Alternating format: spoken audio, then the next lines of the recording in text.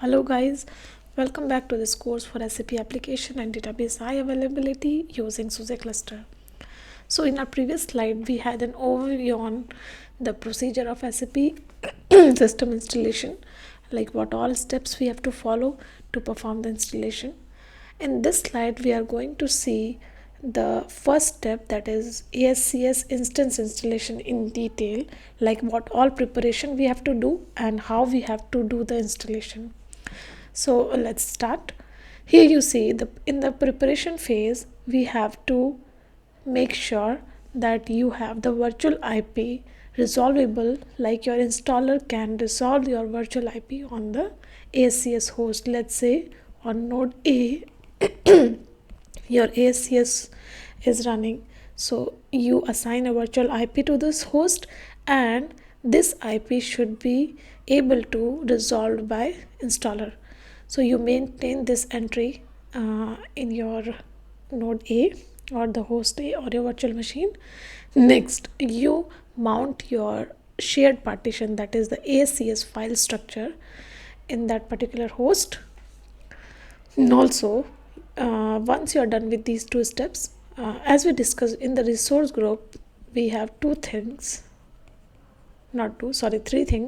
First is virtual IP, next is the file system, and third is the SAP instance. So whenever you're talking about any cluster failure, these three things always should be there in your mind: virtual IP, file system, and SAP instance. So here you made sure that your virtual IP is there and your installer is able to resolve it at any point of time. And next is you mounted the file system, that is the shared file system. 00 here is the instance number. I have taken it as a reference. This instance number can be anything.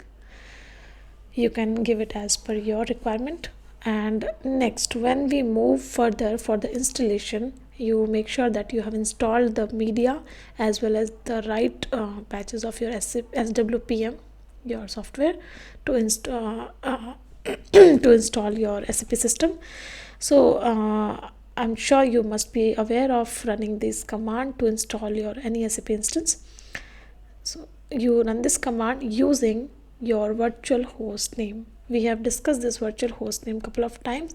So while installing the system under SAP INST use host name, you have to provide the virtual host name parameter.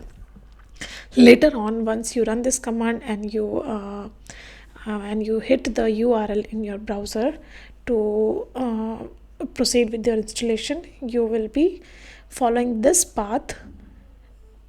Let's say if you are installing NetWeaver 7.5, so this is going to be your path 7.5 under SAP HANA database. As I have prepared this course in reference with the HANA database, so I am following this path. It can be MaxDB or anything else. So NetWeaver 7.5 HANA database, then you move forward to installation, application server ABAP. Here we are talking about the ABAP system. It can be Java as well. And then you go to the high availability system, and the first instance that you install is the ASCS instance.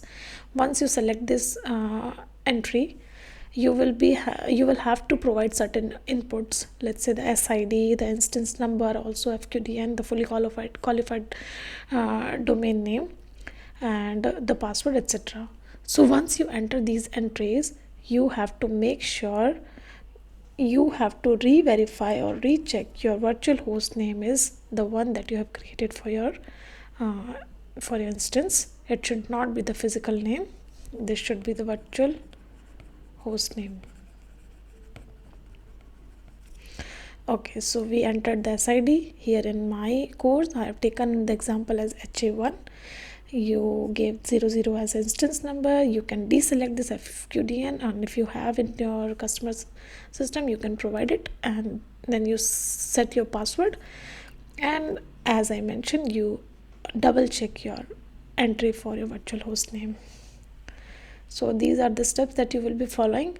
Once you enter all the parameters, that is your binaries, you should be having all the media, your kernel binaries, that is the database independent files, um, and you upload all these media and you submit, you should not be facing any issue if you have met all the prerequisites correctly. Thank you.